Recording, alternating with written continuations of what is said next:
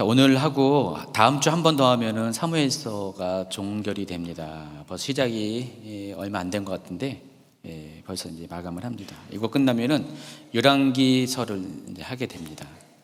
그래서 오늘 이렇게 다루는 범위가 사무엘하 16장 15절부터 19장까지 다루고요. 다음 시간에 20장부터 24장까지 나머지 부분을 다루도록 하겠습니다.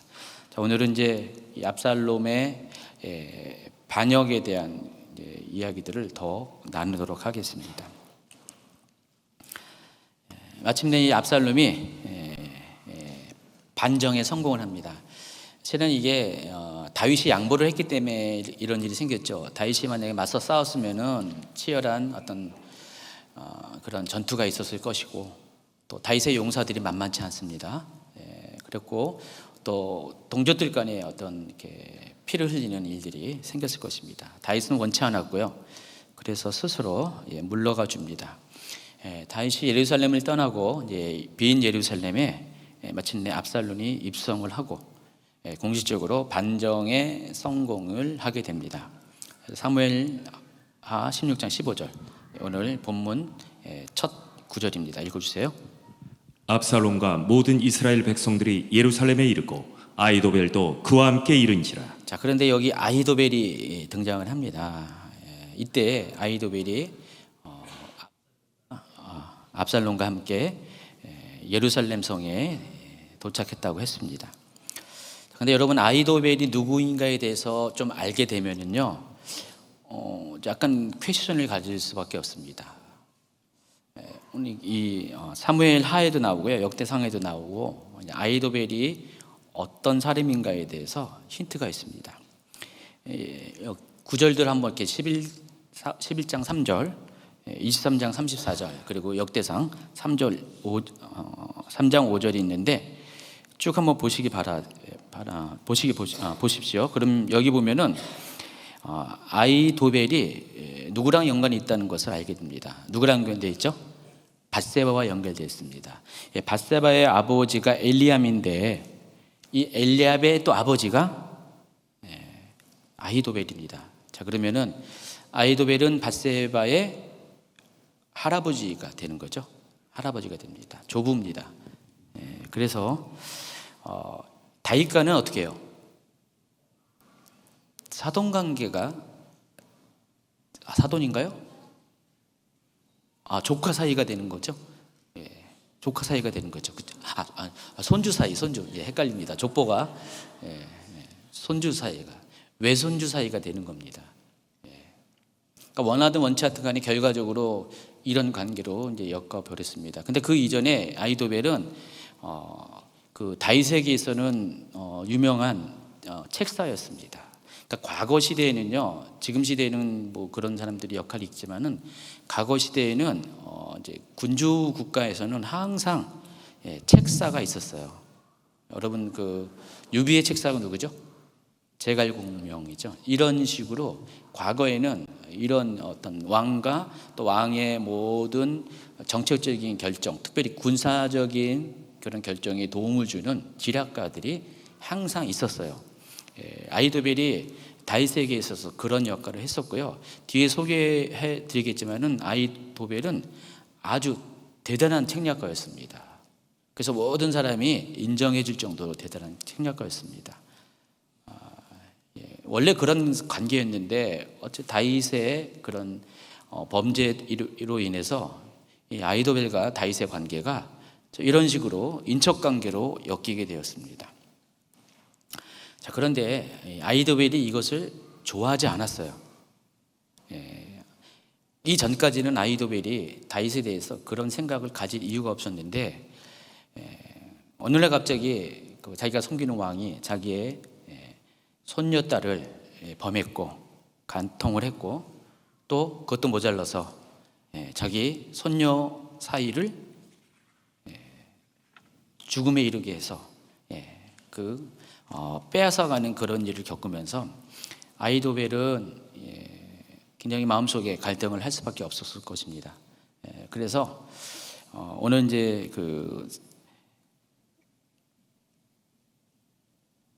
지난주 했죠. 15장 12절에 보면은 압살롬이 그 아히도벨을 이렇게 자기 편으로 끌어들이는 과정에서 보면은 아히도벨이 자기 고향 길로에 있었다라는 표현을 통해서 우리가 한 가지를 이제 추측할 수가 있다는 것입니다.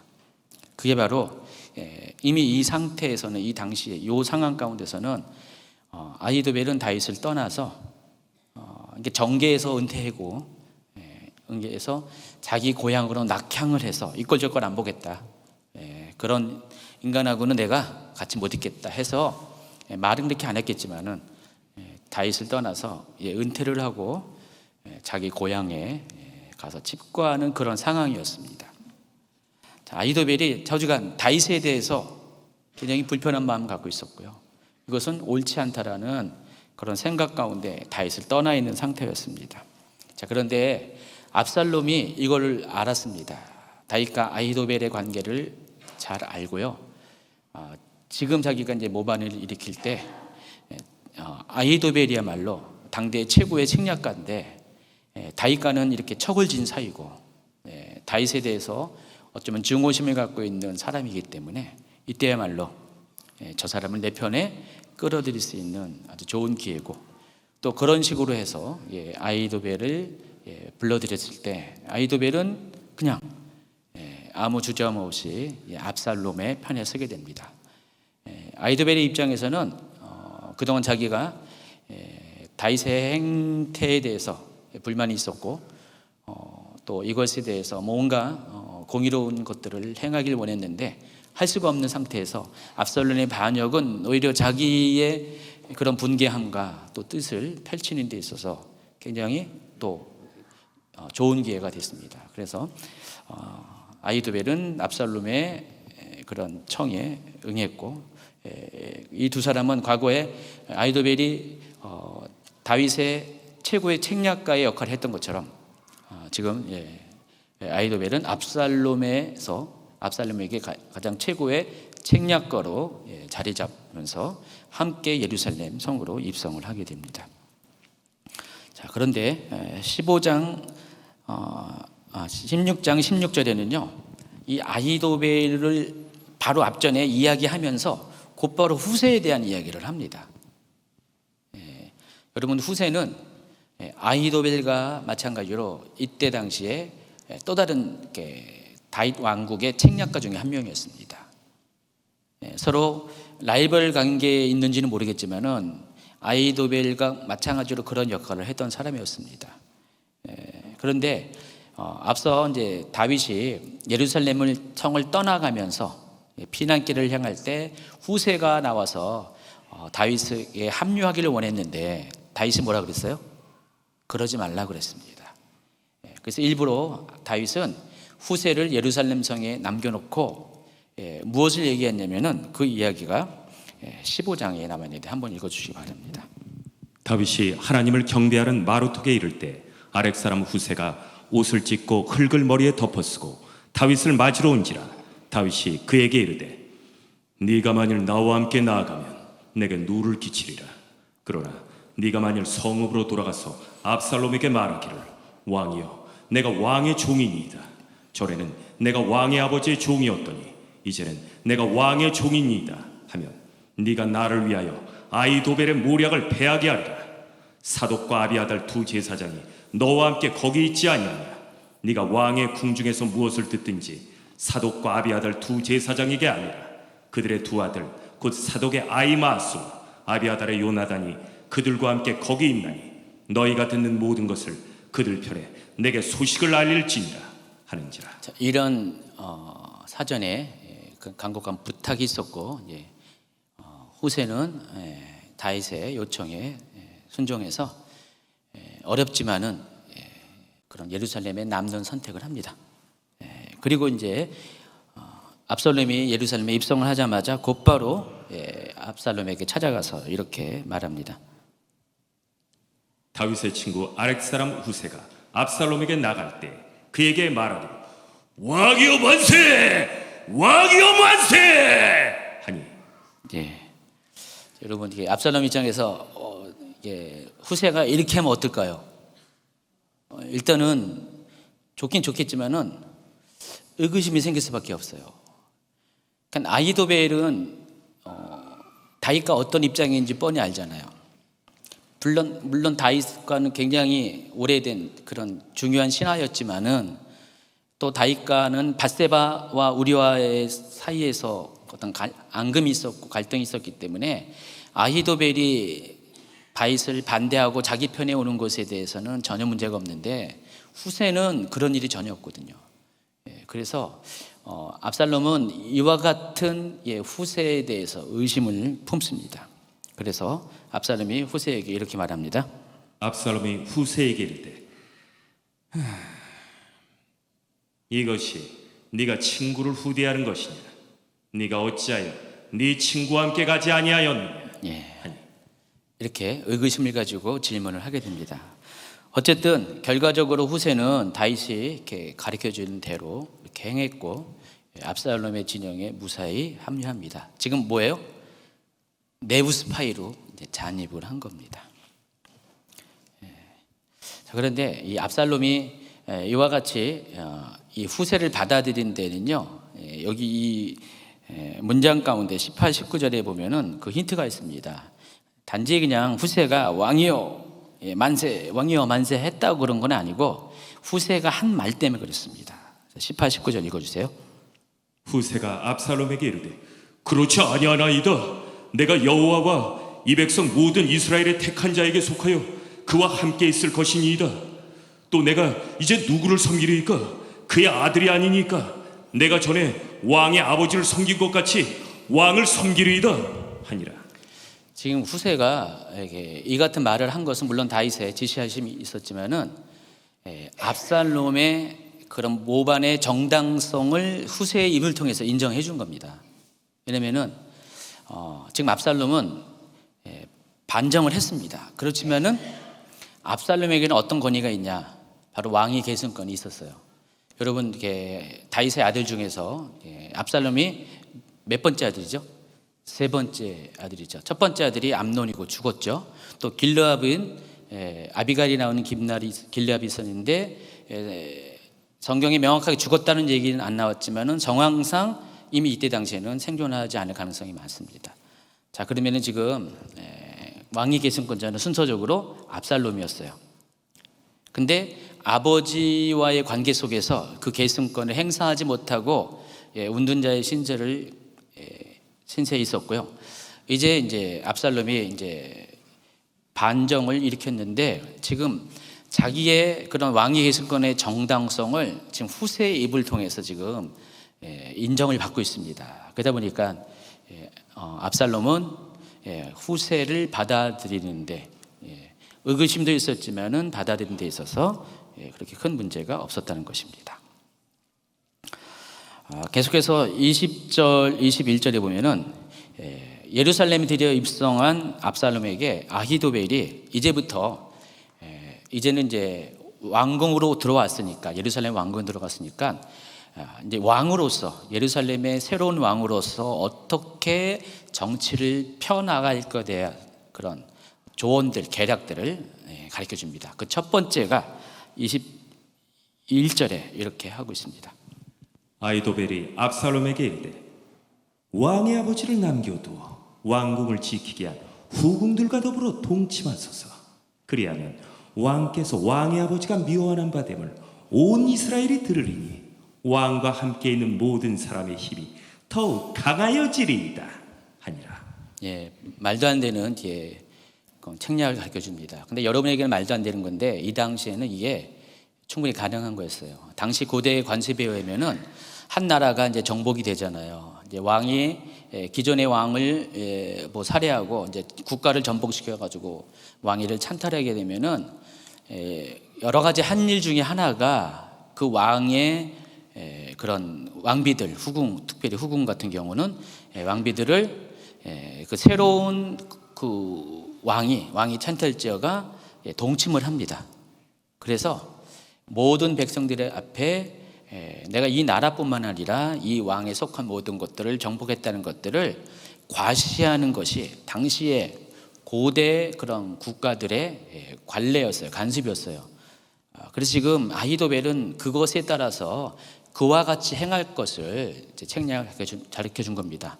자, 그런데 우리 한 가지만 알아야 될 것은 우리가 그냥 왕과 왕으로서는 그런 일이 충분히 가능하겠지만은 그 전에 뭐죠?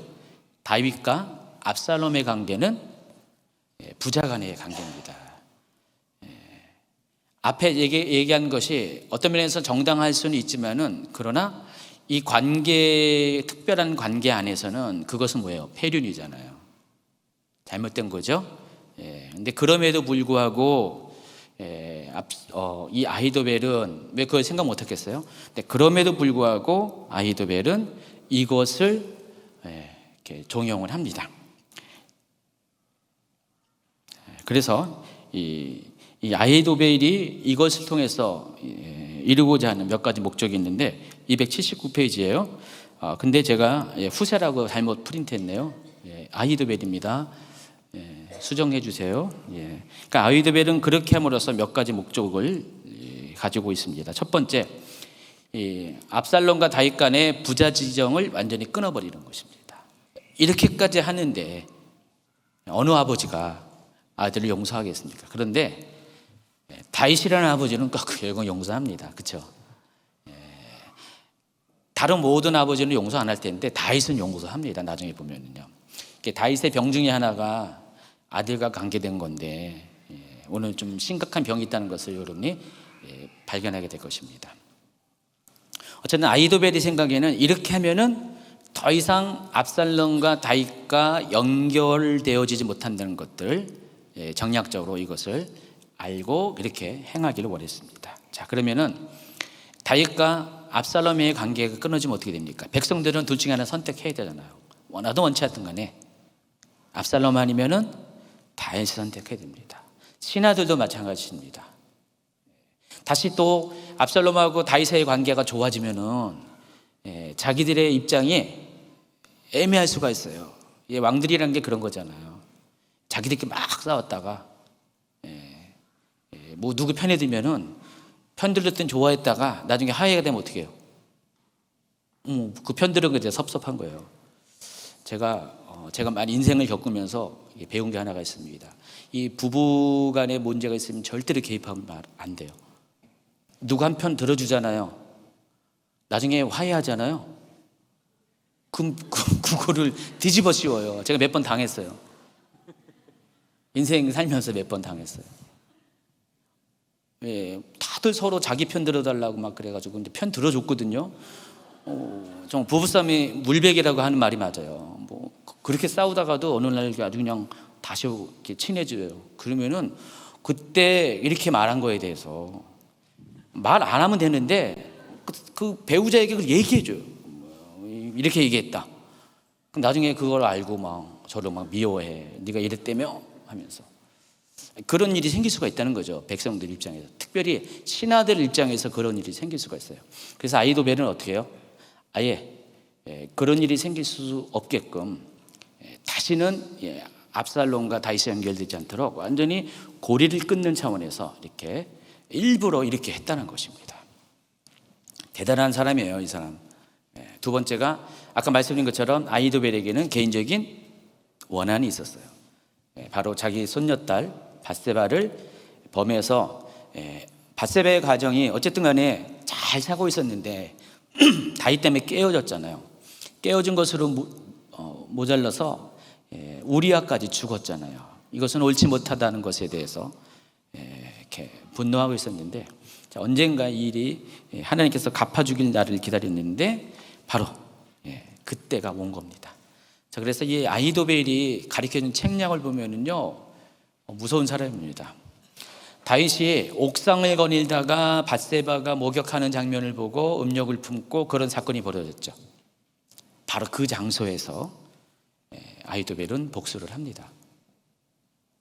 그래서 그 옥상에서 압살롬으로 하여금 10명의 후궁들과 잠자리를 갖게 하는, 그것도 모든 사람들이 볼 수 있게끔 공개적으로 그런 조치를 취합니다. 그래서 더 이상은 압살롬과 다윗과는 돌이킬 수 없는 그런 관계로 만들어 버리고요. 다윗이 한 그대로 그 방법대로 다윗에게 갚아주는 그런 방식을 택했다는 것입니다. 근데 압살롬의 입장에서는요, 이 부분에 있어서 아무리 당대의 책략가 아히도벨이 이야기할다 할지라도 이거에 대해서 어떻게 해요? 꺼려해야지 정상이잖아요, 그렇죠? 다른 것도 아니고 아버지의 후궁들인데 꺼려해야 정상인데 압살롬은 아히도벨의 책략에 그대로 수용을 합니다. 두 가지 이유가 있어요. 첫 번째는 하나님이 그것을 그렇게 하셨다는 것입니다. 하나님께서 이미 나단 선지자를 통해서 예언한 그대로 하나님 섭리 가운데 그것이 이루어질 수 있도록 압살롬의 마음을 그렇게 받아들이게 했다라는 것입니다. 사무엘하 12장 11절부터 읽어주세요. 여호와께서 또 이와 같이 이르시기를 보라 내가 너와 네 집에 재앙을 일으키고 내가 네 눈앞에서 네 아내를 빼앗아 네 이웃들에게 주리니 그 사람들이 네 아내들과 더불어 백주에 동침하리라. 너는 은밀히 행하였으나 나는 온 이스라엘 앞에서 백주의 이 일을 행하리라 하셨나이다. 그 나단 선지자를 통해서 말씀하신 그게 그 이야기가 예언이 그대로 성취가 되는 장면입니다. 또 한 가지는 이제 아까 잠깐 언급하다 말았는데 23절 여기 사무엘하 23절을 한번 읽어보시면은요, 세 번역으로 읽어주세요. 사람들은 아히도벨이 베푸는 모략은 무엇이든지 마치 하나님께 여쭈어서 받은 말씀과 똑같이 여겼다. 다윗도 그러하였지만 압살롬도 그러하였다. 이때 당시 아히도벨은 이미 다윗도 그랬고 압살롬도 그렇고 아히도벨의 말이라면은 뭐예요? 그러니까 삼국지에게는 제갈공명 이야기를 듣는 것처럼 들었다는 것입니다. 여기 표현해 보면은 마치 하나님께 여쭈어서 받은 말씀과 똑같이 여겼다. 이 표현이 뭐냐? 당시에 이제 여러분 다윗이 하나님 뜻을 구할 때 했던 방법이 대제사장의 흉패에 있는 우림과 둠빔이라는 그 판결물을 가지고 하나님 뜻을 구했잖아요. 그건 하나님의, 그러니까 우리가 일반적으로 종교적인 용어로 얘기하면 신탁이거든요. 하나님께 결정을 맡기는 신탁인데, 그래서 그 신탁의 결과 사람들은 그걸 따랐습니다. 특별히 다윗은 그걸 굉장히 중요하게 여겨가지고 어떤 중요한 사건마다 우림과 둠빔을 사용해서 이렇게 결정을 했는데, 마치 그와 같은 중요성을 가지고 사람들은 이때 당시에 특별히 다윗은 아히도벨의 말을 100% 신뢰했다. 그리고 이 점에 있어서 압살롬도 마찬가지였다. 자, 그 정도로 아히도벨은 책략에 있어서는 신의의 경지에 이른 사람이었다는 거예요. 그렇게 인정했다는 거예요, 사람들이. 그러니까 아히도벨이 이렇게 말한 것에 대해서 압살롬은 신뢰하고 따랐다는 것입니다. 자, 281째 페이지로 넘어갑니다. 이제 두 번째 사건이 벌어지는데, 이제 압살롬이 신속하게 처리해야 될 것 중에 하나가 도망치는 다윗을 어떻게 처리할 것인가에 대해서 생각을 합니다. 그래서 이 부분에 대해서 당연히 아히도벨에게 묻고요. 자, 아히도벨은 이 부분에 대한 책략을 가르쳐 줍니다. 17장 1절부터 4절까지. 아히도벨이 또 압살롬에게 이르되 이제 내가 사람 12,000명을 택하게 하소서. 오늘 밤에 내가 일어나서 다윗의 뒤를 추적하여 그가 고운하고 힘이 빠졌을 때에 기습하여 그를 무섭게 하면 그와 함께 있는 모든 백성이 도망하리니 내가 다윗 왕만 쳐 죽이고 모든 백성이 당신께 돌아오게 하리니 모든 사람이 돌아오기는 왕이 찾는 이 사람에게 달렸습니다. 그리하면 모든 백성이 평안하리이다 하니 압살롬과 이스라엘 장로들이 다 그 말을 옳게 여기더라. 이 아히멜렉의 책략은 맞아요. 굉장히 옳은 책략입니다. 왜냐하면은 지금 아히멜렉이 강조하는 것은 이겁니다. 일단 이 전쟁의 핵심은 다윗만 죽이면 되는 거예요. 다윗만 죽으면은 일단 왕위 계승권자인 정당한 왕위 계승권자인 압살롬이 지금 이렇게 다른 집안도 아니잖아요. 다른 가문도 아니고 같은 그 가문의 원래 순서대로라면은 왕위를 계승해야 된 압살롬이 먼저 반정을 일으켜서 어쨌든 간에 이제 왕이 된 거잖아요. 그러면은 다윗만 죽으면은 더 이상 이 부분에 대해서 말할 거리가 없는 거예요. 정당성이 확보된, 명분이 확보됩니다.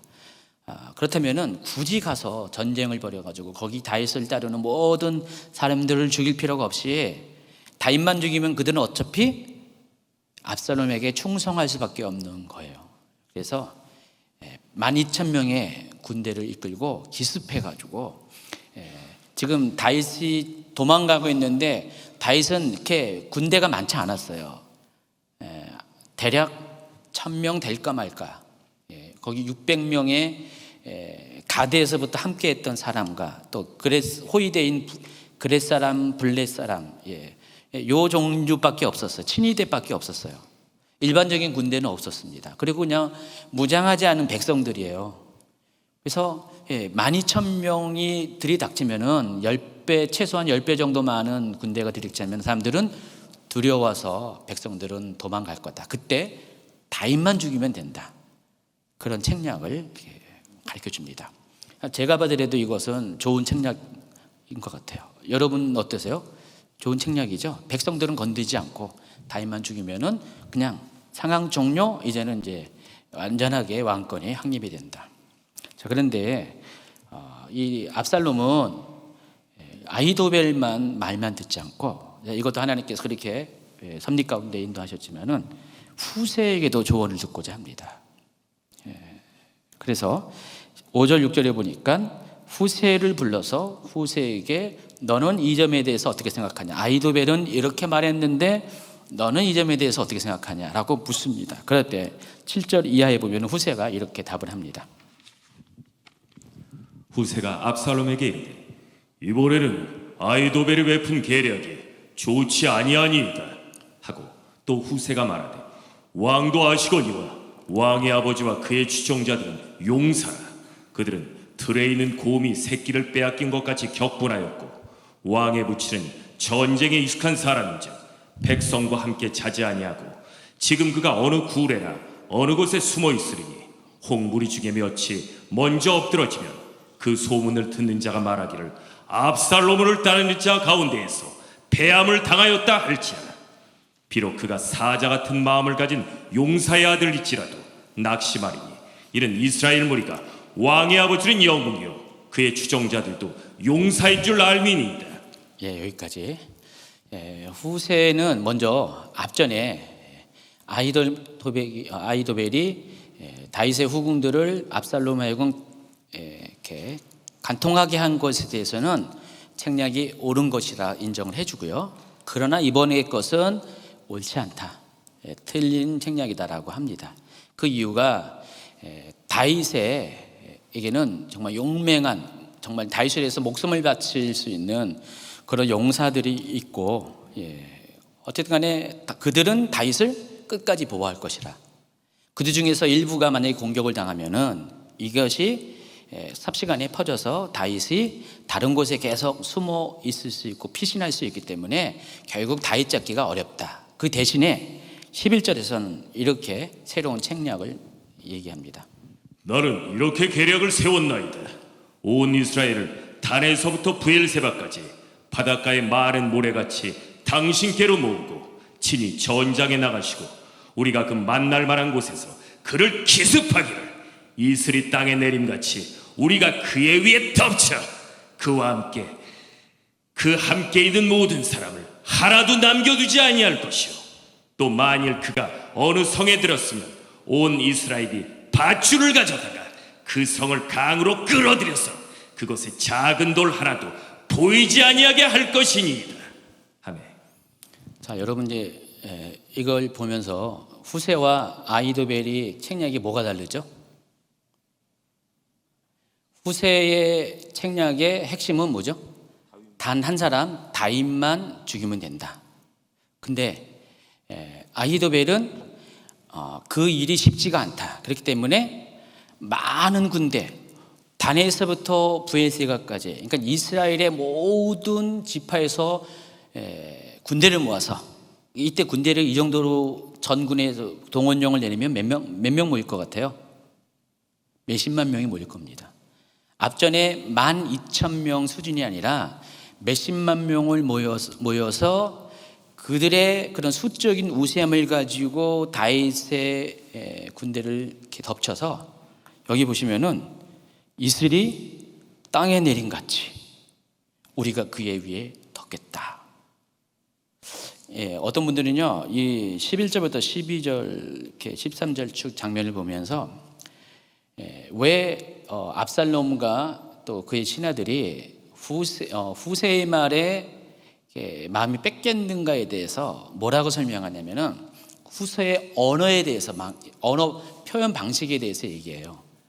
지금 아히도벨은 어떤 정확한 어떤 사건 상황에 대해서 딱딱 집어서 얘기했는데, 후세는 뭐라고 얘기했냐면은 보통 우리가 이런 걸 그림 언어라고 합니다. 그림 언어. 그림 언어라는 게 뭐냐면은 사람들에게 어떤 광경을 떠오르게 하는 거예요. 제가 지금 여러분에게 지금 이렇게 수요일날 강해를 하잖아요. 실은 제가 하는 것 중에 하나가 부분적으로 그런 게 있어요. 제가 이렇게 얘기하면 여러분 어떻게 해요? 장면이 막 떠오르죠? 안 떠올라요? 떠올라야 정상입니다. 막 그려지지 않아요? 그 시대의 막 장면이 막 그려지지 않습니까? 오늘부터 그리시기 바랍니다. 진짜로 이 후세가 지금 그런 식으로 지금 설명을 하는 거예요. 그러니까 사람들이 진짜 어떻게 보면은 아히도벨의 책략이 맞아요, 맞는데 후세의 표현에 어떻게 해요? 생각이 뺏겨버린 거예요. 실은 후세의 책략이 좋은 게 아니에요. 아히도벨 책략보다 좀 퀄리티가 떨어집니다. 나중에 그것이 결과적으로 나타나는데 입증이 되는데, 근데 그럼에도 불구하고 후세의 이 책략을 표현하는 방식이, 설득하는 방식이 사람들의 마음을 확 빼앗아 갑니다. 자, 이것을 안 좋은 말로 하면은 가문이설인데, 단지 말로 하는 것이 아니라 이렇게 그림 언어로 이렇게 표현하면은 사람들의 마음이 그냥 논리적인 것보다도 사람들이 더 마음이 많이 가요. 왜냐하면 사람들 보통 감성적이고요. 특별히 이 당시에 왜 후세가 이 방법을 택했냐?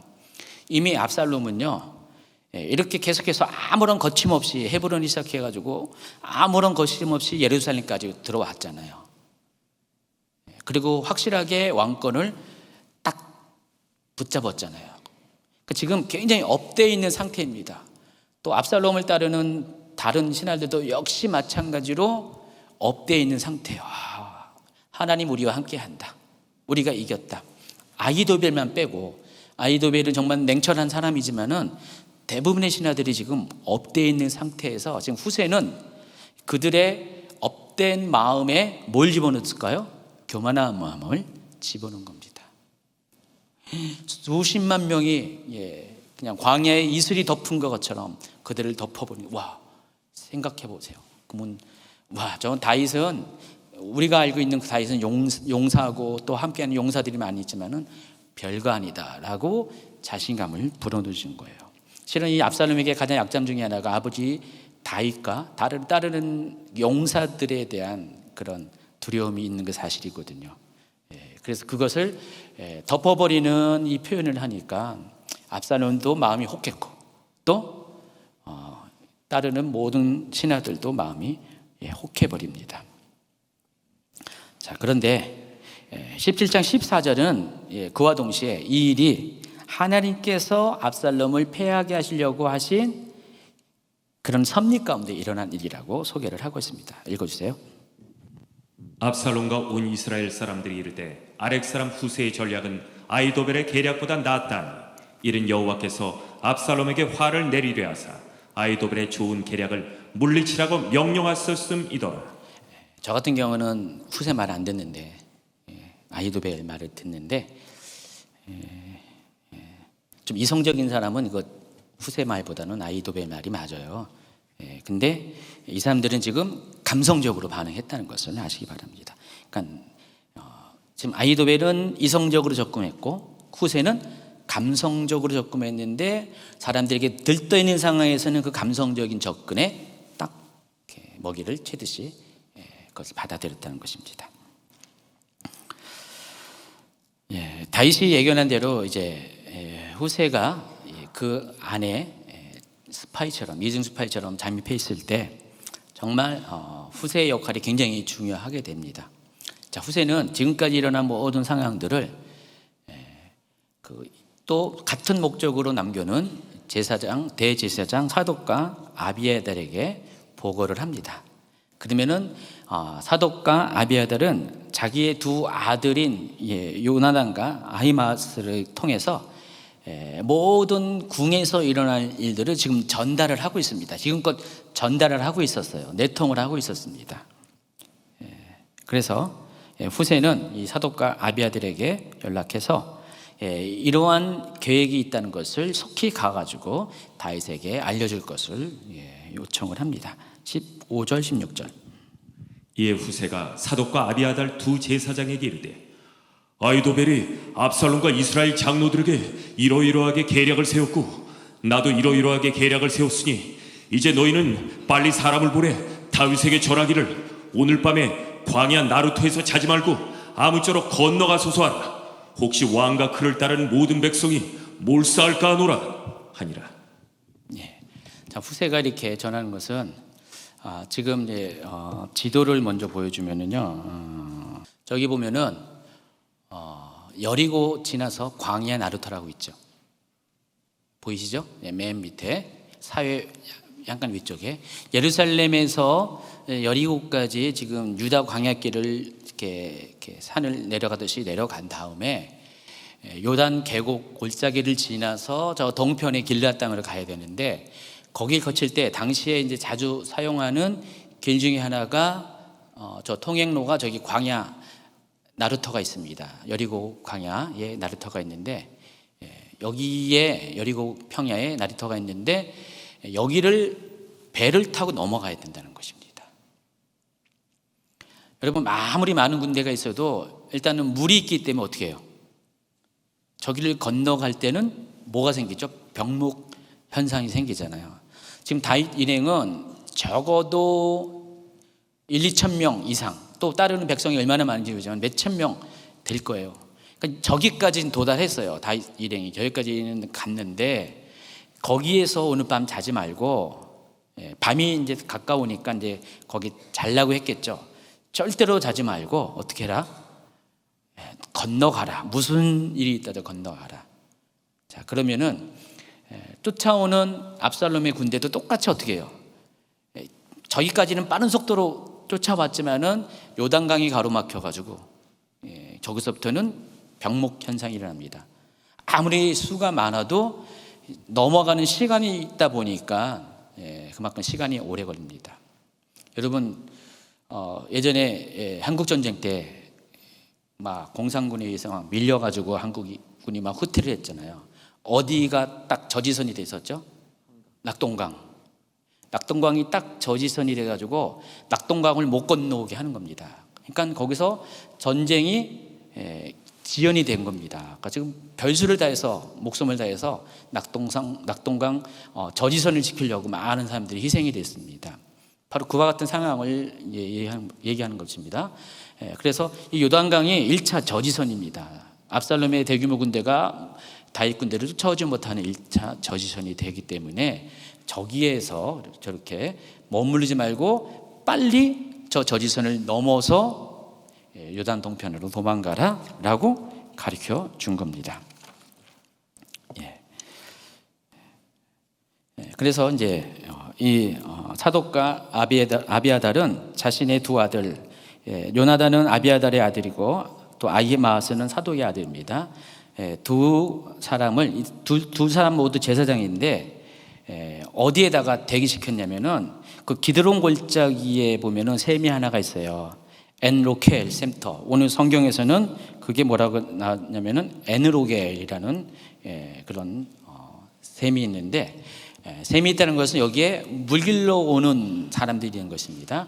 여기서 잠복하고 있었어요. 대기하고 있었고, 그리고 사독과 아비아달이 한 여종을 택해서 바깥에 물길로 보냅니다. 예루살렘 안에는요, 여러분 수원지가 따로 없잖아요. 그러니까 항상 뭐 기온샘이나 뭐 기드론 골짜기에서 물을 길러 오는데 거기까지 여종에게 물을 길러 보내게 합니다. 그러면서 거기 숨어 있는 아속과 아비아달의 두 아들 제사장에게 전달하는 말을 전합니다.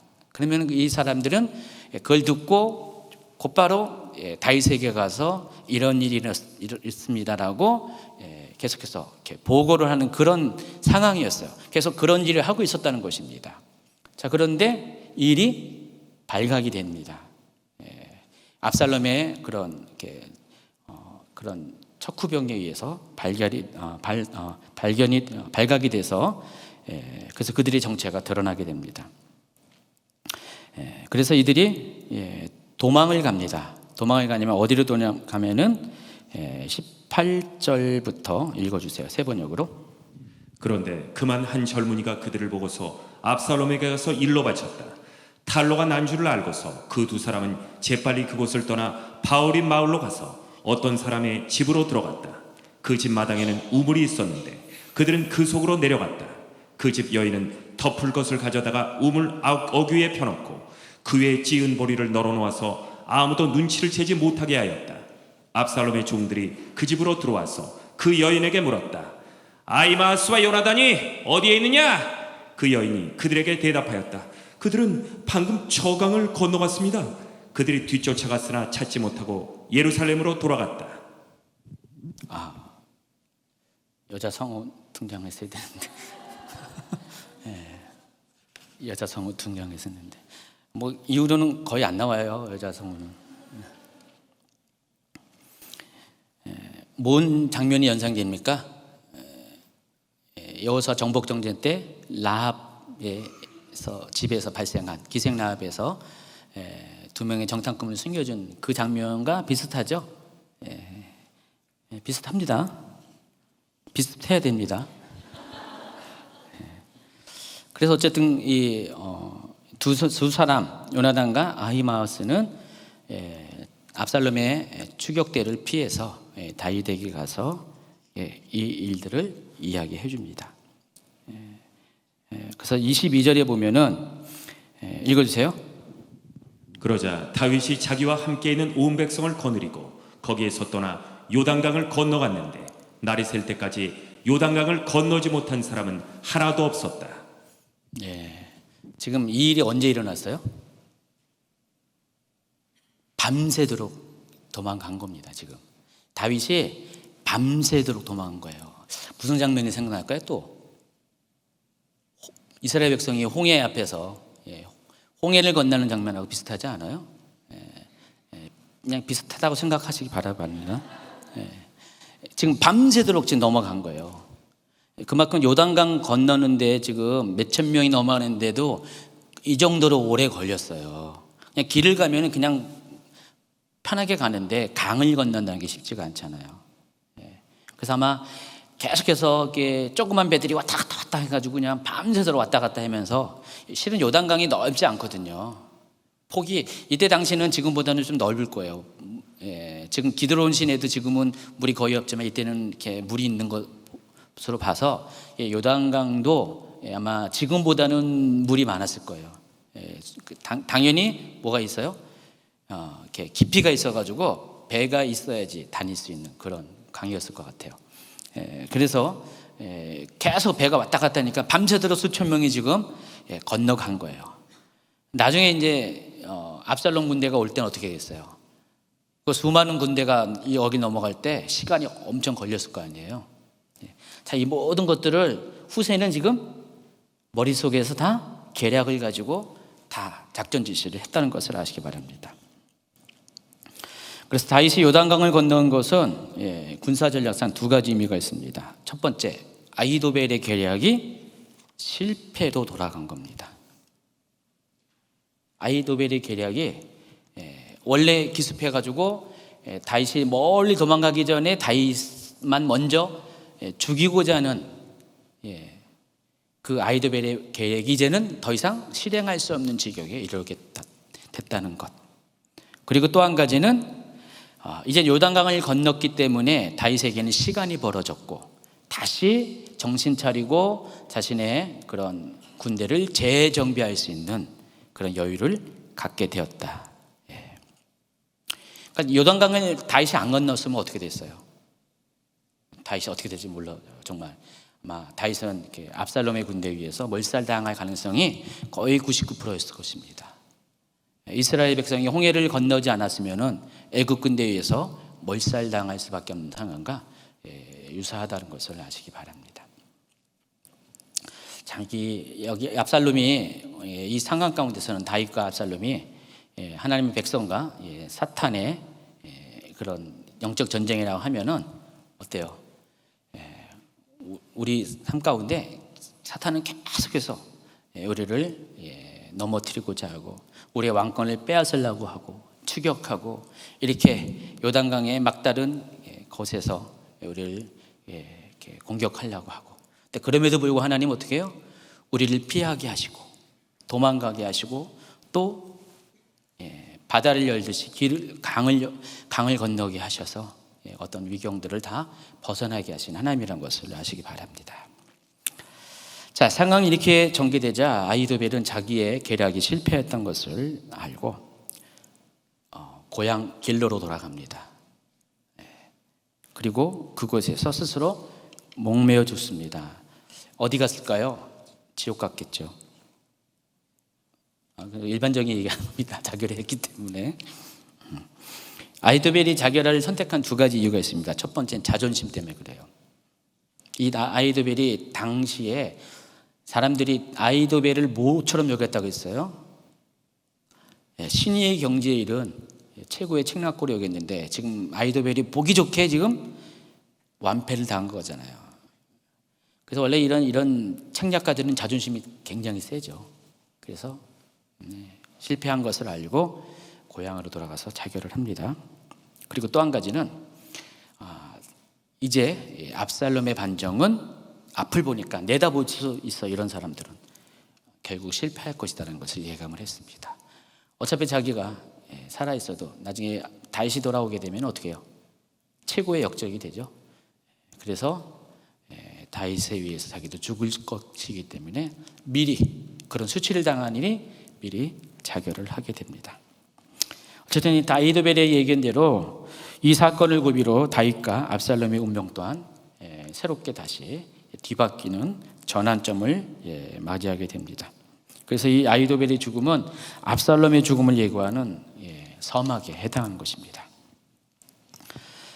자, 이 압살롬은 이 후세가 죽은지는 아직 몰랐던 것 같아요. 그 상간에 보니까 이 후세가 고향을 돌아와서 자결했다. 이것은 뒤에 일어나는 사건이고요. 요거는 이제 바로 이제 이어지는 사건 가운데서는 아마 압살롬은 후세에 대해서는 잘 몰랐을 것이고요. 모르는 상태에서 이제는 아히도벨, 죄송합니다. 아히도벨. 그 얘기 하려고 그랬어요. 뭐라고 자꾸 옆에 뭐라 그랬는데. 그래서 아히도벨이 그렇게 된 것을 모르고 압살롬은 후세의 계략을 따라서 대규모의 군대를 이끌고 요단강을 건너게 됩니다. 아까 말씀드린 것처럼 아까 기습 공격에 12,000명을 얘기했다면은 이 대규모의 군대는 온 이스라엘에서 모은 수십만 명의 군대일 겁니다. 자, 그렇지만 이때 이미 다윗 일행은 요단강을 건너서 길앗 땅에 깊숙이 들어가고 이 마하나임이라는 곳에 들어가게 됩니다. 여러분, 마하나임이 어딘지 생각나시죠? 사울의 아들, 사울의 세 아들은 죽었고 또 남은 아들 이스보셋이 남은 사람들이 이끌고 아브넬이 군사령관이 되어서 요단 동편 똑같이 여기도 이 나루터를 이용해서 도망을 갔을 거예요. 그래서 똑같이 다윗이 지금 도망가는 그 행로를 따라서 마하나임으로 도망을 갑니다. 근데 거기에는 이미 잘 이렇게 준비된 성이 있었고요, 또 성체가 있었고 다 성곽이 있었습니다. 그러니까 요새화된 성곽이 있었어요. 다윗은 지금 그걸 알고 글로 간 거예요. 왜냐하면 이미 이전에 이스보셋이 거기에 2년 동안 잠깐 수도로 삼았기 때문에 그것이 다 준비가 됐었거든요. 2년 동안 왕궁이 있었기 때문에 거기는 다 성곽이 짜여져 있고 또 적이 들어올 때 방어할 수 있는 기본적인 시설이 다 돼 있어요. 이걸 요새라고 하는데, 그래서 다윗은 도망치면서 처음부터 예루살렘을 떠나면서 거기를 목적지로 해서 간 겁니다.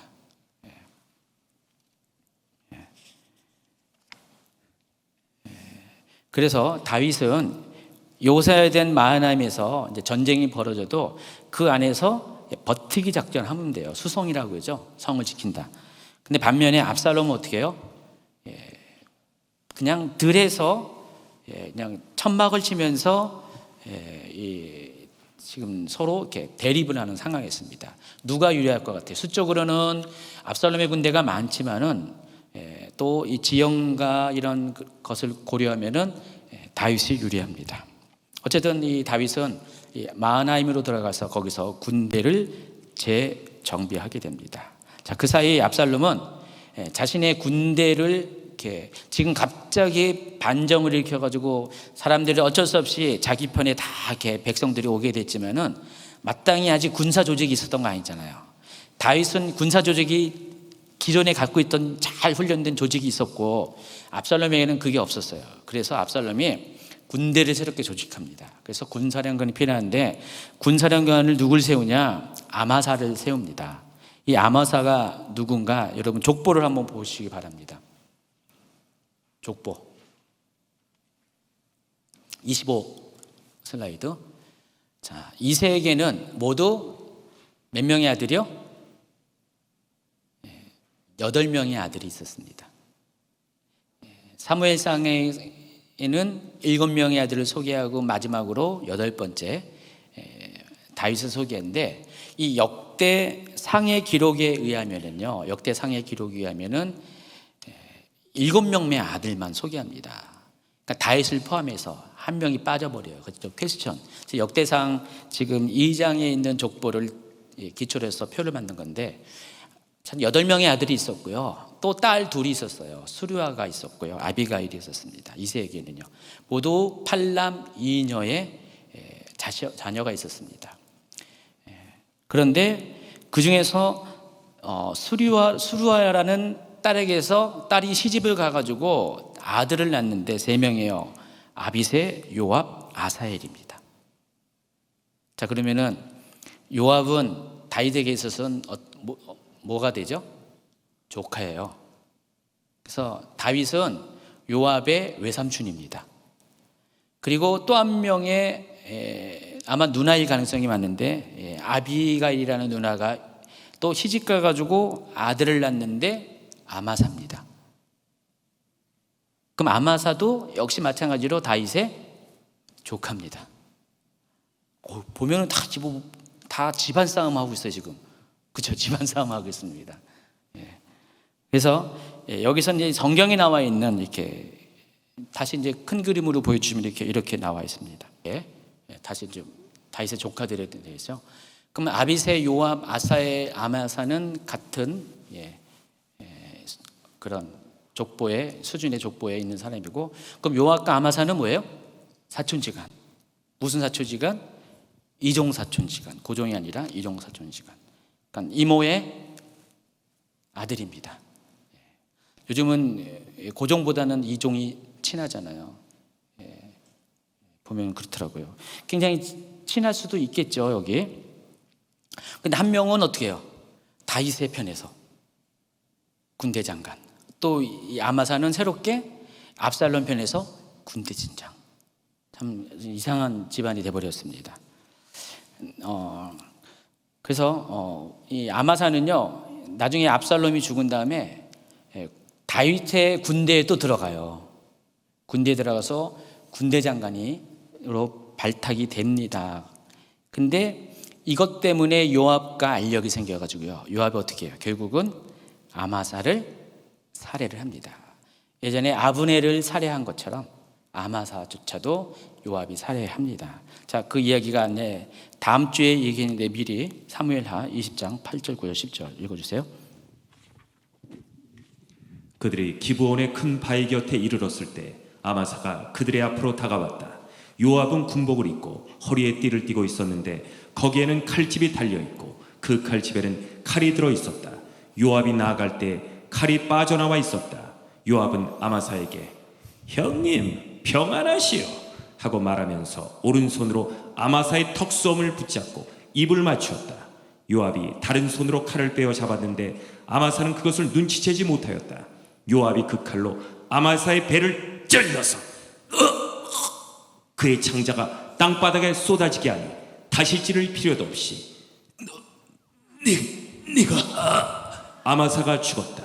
그런 다음에 요압은 자기 동생 아비새와 함께 비그리의 아들 세바를 뒤쫓아갔다. 지금 세바의 반란 사건 가운데 이런 일이 벌어졌다는 것입니다. 다시 먼저 아마사에게 세바 반란을 진압할 그런 기회를 줬는데 그 사이에 이제 요압이 보면은요 굉장히 이중적인 사람이에요. 다윗에게 충성도 다 잘하는데 또 한편으로는 굉장히 권력에 있어서는 양보를 안 합니다. 아브넬도 죽이고 뭐 자기 동생과의 아사엘을 죽이는 원한도 있겠지만은 그런 것 실은 또 한편으로는 그 아브넬이 들어오게 되면은 자기의 지위가 약해지는 것 때문에 그리고 여기서도 마찬가지로 아마사가 갑자기 끼어들어오니까 이 아마사를 자기 사촌임에도 불구하고 여기 형님 하면서 턱수염을 잡고 입을 맞추면서 안 보는 사이에 한쪽에서는 숨어서 칼을 뽑아서 배를 찔러가지고 어떻게 했어요? 배를 가만히 찔렀겠어요? 이렇게 휘둘렀겠죠. 그랬더니 창자가 다 쏟아져서 더 이상 찌를 필요도 없이 그냥 잔인하게 살해를 하게 됩니다. 나중에 이제 다음 주에 이런 일이 생깁니다. 자, 어쨌든 다윗이 이제 마하나임에 이르게 됐고요.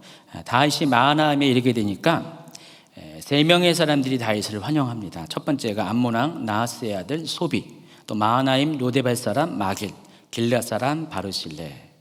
여러분 이 소비는 누구냐면은 지난번에 얘기했던 암몬이 반역을 일었을 때 암몬 왕 누가 반역을 했죠? 한운은 나하스의 아들이라고 했어요. 원래 이제 나하스라는 사람이 왕이었다가 나하스가 죽고 첫째 아들 한운이 이제 왕이 되면서 다윗에게 반란을 일으켰잖아요. 반역을 했잖아요. 바로 그 사람의 동생 소비입니다. 근데 소비는 형과 같지 않고 다윗에게 협조했던 사람인 것 같습니다. 그래서 다른 이제 어떤 주석에 보면은 이 소비가 다윗에게 발탁이 돼서 이 암논을 치리하는 일정 역할을 감당했다. 아마 한운이 죽은 다음에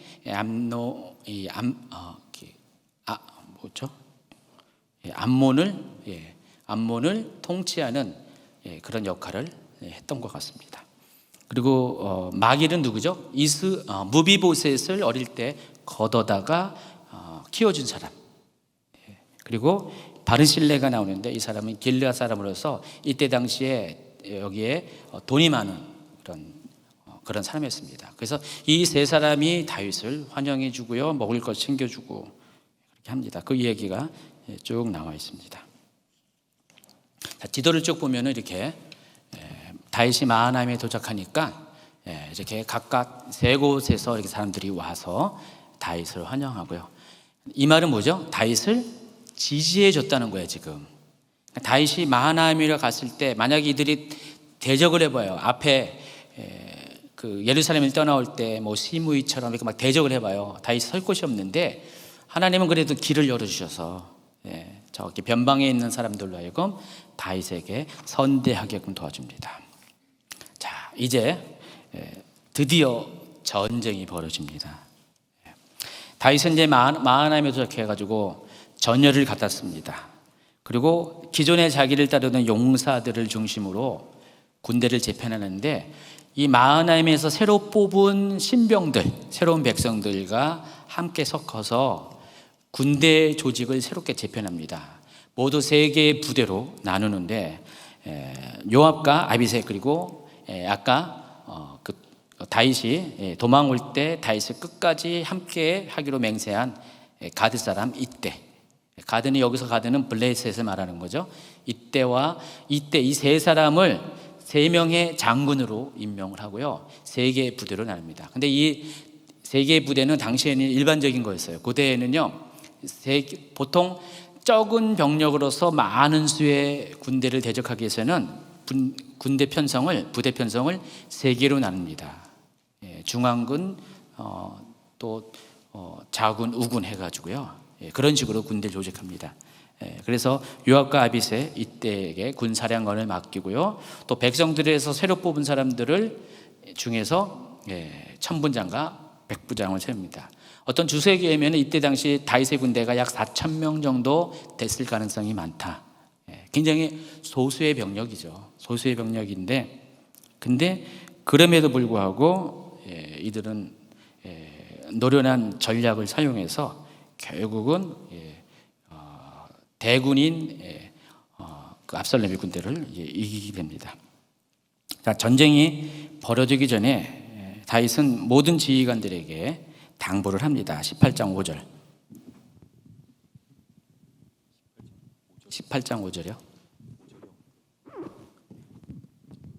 왕이 요압과 아비새와 이때에게 명령하여 이르되 나를 위하여 젊은 압살롬을 너그러이 대우하라 하니 왕이 압살롬을 위하여 모든 군 지휘관에게 명령할 때 백성들이 다 들으니라. 집사님 원고에는 없어요? 네, 없군요. 제가 1차 원고를 오늘 새벽에 줘가지고 제가 실은 어제 밤을 새웠다는 거 아십니까? 시간이 없어서 원고를 만드느라고 오늘 아침에 잤습니다. 날이 밝아서 새벽에 제가 집사님한테 넘겼었는데 나중에 이제 다시 수정된 원고를 넘기는데 그거 안 보셨군요. 원고를 제가 2번, 3번 계속 바꿔가지고 그런데 이렇게 당부했음에도 불구하고 나중에 보면 요압이 다윗의 그런 명령을 거역을 하고요. 결국 압살롬을 죽이죠. 그래서 지금 이 사사기 저자는 이 모든 일을 다 겪은 다음에 기록을 한 거잖아요. 사사기라는 책을. 그러니까 이 부분을 강조하는 거예요. 왕이 압살롬을 위하여 모든 군지관에게 명령할 때 백성들이 다 들었다. 근데 그럼에도 불구하고 요압이 다윗을 거역했다. 그거 강조하려고 일부러 이것을 기록을 했다는 것을 아시기 바랍니다. 전투는 에브라임 수풀에서 벌어지게 됩니다. 근데 여기서 이 에브라임은 요단 서편에 있는 에브라임 지파의 땅을 말하는 게 아니라 에브라임 산지를 말하는 것이 아니라 요단 동편에 동일한 이름을 가진 지명이 있었어요. 근데 여기가 정확하게 어딘지는 모르지만 지도에 보는 것처럼 마하나임 북쪽의 길르앗 땅 어딘가에 에브라임 수풀이 있었다는 것을 좀 알 수가 있습니다. 자, 18장 6, 7, 8절. 이에 백성이 이스라엘을 치러 들러 나가서 에브라임 수풀에서 싸우더니 거기서 이스라엘 백성이 다윗의 부하들에게 패하매 그날 그곳에서 전사자가 많아 2만 명에 이르렀고 그 땅에서 사면으로 퍼져 싸웠으므로 그날의 수풀에서 죽은 자가 칼에 죽은 자보다 많았더라. 2만 명의 전사자가 발생하는데 근데 18절의 보고에 의하면은 그 땅에서 사면으로 퍼져 싸웠다 그랬는데 이 퍼지다라는 단어가 히브리어로 뜻이 뭐냐면 정신없이 도망치다는 뜻이에요. 지금 또 광활한 지역에서 퍼져서 이렇게 전면전을 벌인 것이 아니라 지금 이렇게 압살롬의 군대가 패해서 정신없이 도망을 냈다 그런 뜻입니다. 그리고 또 재밌는 표현이 그날의 수풀에서 죽은 자가 칼에 죽은 자보다 많았다. 그러니까 2만 명 중에서 거의 대다수는 전투에서 죽은 것이 아니라 수풀 가운데 죽었다. 실제로 이 지역은 지형 지물이 굉장히 여러 가지로 이렇게 위험한 지형이 많았나 봐요. 그래서 뭐 가파른 벼랑도 있고 늪도 있고 협곡도 있고 해서 지금 다윗의 군대는 굉장히 용사잖아요. 그리고 또 이 지역에서 새로 이렇게 받아들인 신병들이 여기 같이 부대에 합류돼 있잖아요. 지형 지물을 너무 잘 알잖아요. 이 지역에 대해서. 근데 압살롬의 군대는 이제 막 갑자기 이렇게 모집된 군대예요. 수는 많지만 다 뭐예요? 오합지졸이죠. 잘 훈련된 군대 사령관도 없었어요. 그러니까 아마사가 갑자기 발탁돼가지고 군 사령관이 됐고요. 뭐 다윗의 군대처럼 백전노장이 없었습니다. 그러다 보니까 수는 많았어도 잘 훈련된 다윗의 군대, 더군다나 이쪽 지형 지물을 잘 이용한 그런 어떤 지략에 의해서 이렇게 대패를 하고 2만 명의 전사자가 발생을 하게 됐다는 것입니다. 자, 전투에서 이제 승기가 그 다윗의 군대로 넘어가니까 이제 압살롬은 도망을 칩니다. 자, 그런데 압살롬이 도망을 치다가 다윗의 부하들과 마주치게 됩니다. 그 숲에서. 그러다가 큰 상수리 나무의 가지에 머리가 걸려가지고 그 사이에 노새는 그냥 확 지나가고, 그러니까 공중에 대롱대롱 매달리는 일이 생깁니다. 자, 9절 10절. 압살롬이 다윗의 부하들과 마주치니라. 압살롬이 노새를 탔는데 그 노새가 큰 상수리나무 번성한 가지 아래로 지날 때 압살롬의 머리가 그 상수리나무에 걸림에 이놈의 머리가 그가 공중에 그 땅 사이에 달리고 그가 탔던 노새는 그 아래로 빠져나간지라. 한 사람이 보고 요압에게 알려 이르되 내가 보니 압살롬이 상수리나무에 달렸더이다 하니. 지금 약간 졸릴 때가 돼서 집사님이 또 애드립을 좀 이렇게 하십니다. 다 여러분을 위해서 조지 않게 하기 위해서. 그럼에도 좋은 분이 한 분 계시네요. 상수리나무가 어떤 나무인지 보셨죠? 저게 상수리나무예요. 뭐 다른 그림도 보세요. 상수리나무가 어떤 것이 되게 크죠. 와, 성경에 상수리나무가 나오는데, 자, 상수리나무가 쉽게 얘기하면 여러분 도토리 나무입니다. 한번 보세요. 상수리나무 알맹이 열매 도토리예요. 제가 저기 저 상수리나무는 어디서 많이 봤냐면은 그 요르단 갔을 때 어느 지역이었나, 그 느보산 그 가까운데 보니까 정말 이렇게 산 자체가 상수리나무 투성이었어요. 근데 큰 나무는 아니었지만은 지금 이 에브라임 쪽에는, 여기도 동편이잖아요. 이런 동편이잖아요. 에브라임 쪽에는 이렇게 상수리나무가 많았나 봐요. 그래서 지금 또 다른 그림 보면은 재미있는 그림인데, 사파인데 지금 저기 상수리나무 이렇게 도토리까지 다 이렇게 표현되어 있잖아요. 지금 그 가운데 지금 매달린 게 저거예요. 압살롬이에요. 밑에 나귀가, 노새가 빠져나가고요. 나귀, 저런 장면입니다. 지금 다시 이제 극화된 그림을 보시면요, 저렇게 저건 말인데 저 그림을 잘못 그렸어요. 노새. 여러분 그 노새가 뭔지 아시죠? 나귀하고 말과 교정해가지고 생긴 거예요. 말도 아니고 나귀도 아니고. 그래서 노새. 실은 이때 당시 이 노새는요, 아무나 탈 수 있는 게 아니라 왕족만 탈 수 있었습니다. 지금 대부분의 사람들은요, 이때 당시만 해도 다 보병이었어요. 거의 이스라엘 사람들은. 기병은 없었어요. 있는 기병도 어떻게 해요? 하나님이 다 사용 못하게 했어요. 나중에 솔로몬 시대에 와서 기병들이 활성화되어서 기병대가 많이 조직되지, 이때까지만 해도 거의 뭐 이렇게 보병대가 주를 이뤘고요. 그래서 아주 특별한 사람들, 왕족들만 그것도 말도 아니고 이렇게 노새를 타게 됐습니다. 아마 이 압살롬은 노새를 타면서 엄청 권위에 사로잡혔을 것입니다. 왜냐하면 이거 왕족을 나타내는 거기 때문에. 더군다나 압살롬이 뭐예요? 머리가 엄청 길었습니다. 윤기가 나고요, 숱도 많고요. 당시 사람들은 그 사람의 머리 숱을 보고 힘을 이렇게 상징하는 것으로 봤어요. 여러분도 지금 부러운 분이 많잖아요. 압살롬처럼 남자나 여자나 나도 저렇게 머리가 많았으면 좋겠다, 뭐 그런 분이 있는데, 압살롬은 이렇게 노새를 통해서 자기 프라이드가 있었고요, 또 자기 머리 가지고 프라이드 있었는데, 지금 자기가 가지고 프라이드를 여겼던 두 가지 모두가 어떻게 해요? 결국 자기의 목숨을 빼앗게 하는 원인을 제공했다는 것을 아시기 바랍니다. 자기가 머리가 길다 보니까 상수리나무에 걸렸고요.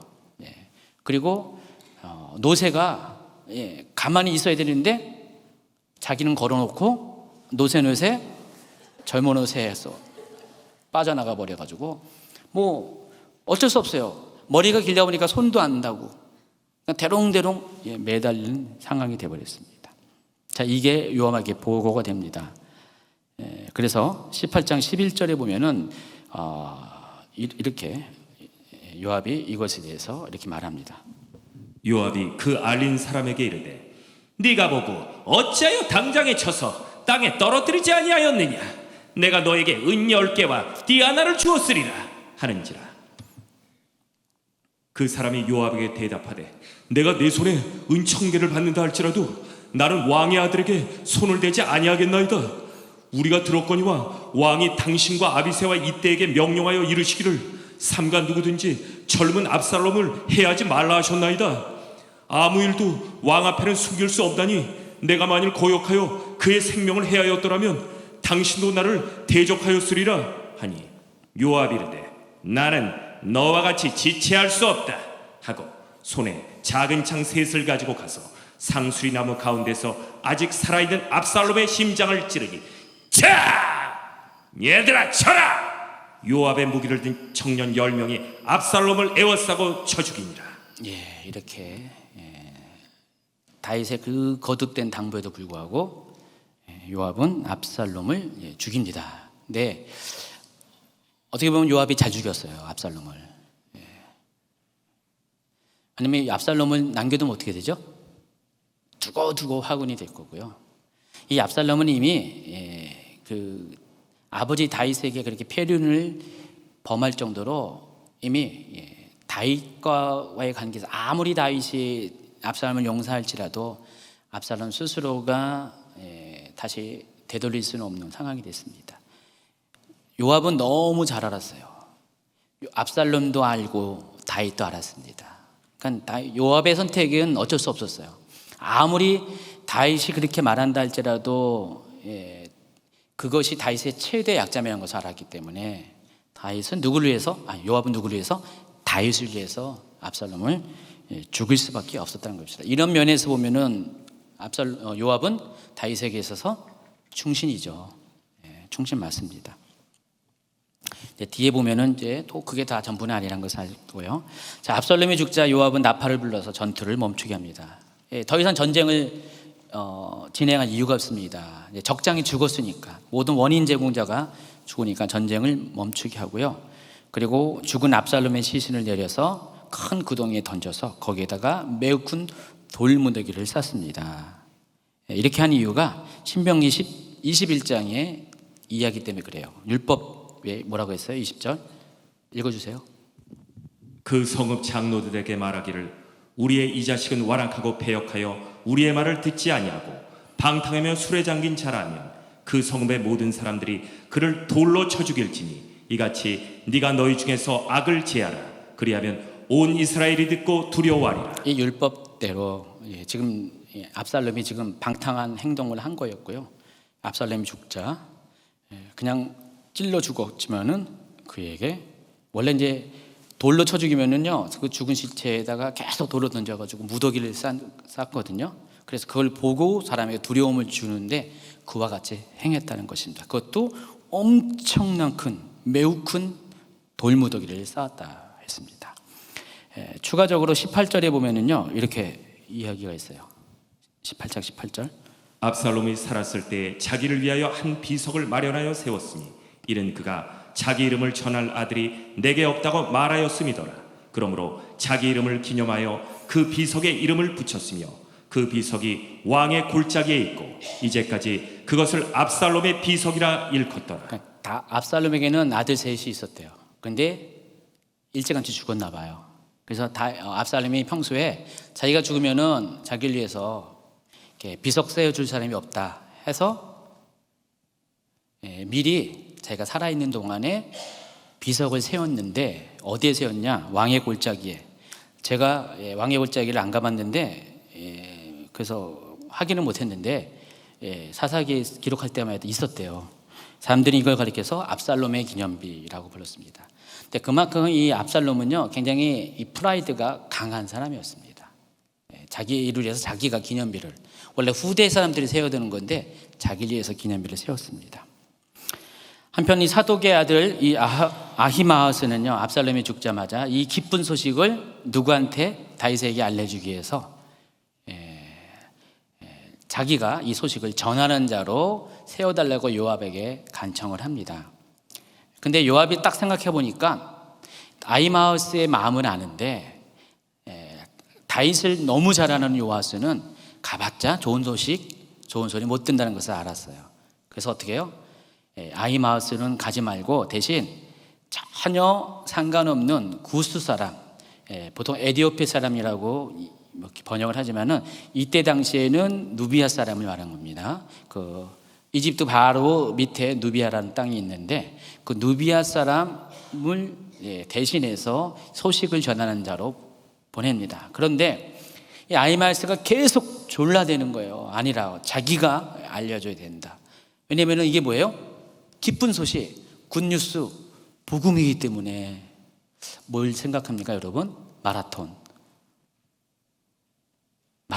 생각 안 나세요? 마라톤에 관련된 게 있잖아요. 마라톤 전쟁에서 그리스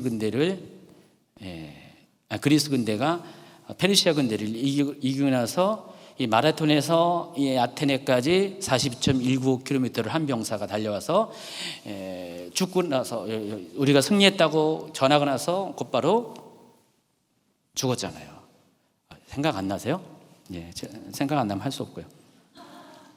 지금 아히마아스는 지금 마라톤 한 겁니다. 마라톤 가지고 경쟁자가 있어요. 구스 사람과 서로. 원래는 구스 사람이 먼저 출발했는데 아히마아스가 어떻게 해요? 1등을 뒤엎습니다. 늦게 출발해서도 막 쫓아와가지고요. 그러니까 아히마아스가 이때 지금 정말 마라톤 한 거 맞습니다. 지금 에프라임 그 숲에서 이 마하나임까지 거리가 어느 정도는 되는지 모르겠지만은 그래도 적어도 한 10km 이상 되는 거리일 가능성이 많고요. 그래서 쉬지 않고 달려와서 그러니까 누비아 사람에게 그 소식을 전하는 것을 빼앗기지 않기 위해서 쫓아와서 다윗에게 그 소식을 전하게 됩니다. 자, 이 다윗은 이 전쟁이 벌어진 동안에 어디 있었냐면 마하나임 성에 두 문 사이에 있었다 그랬어요. 18장 24절.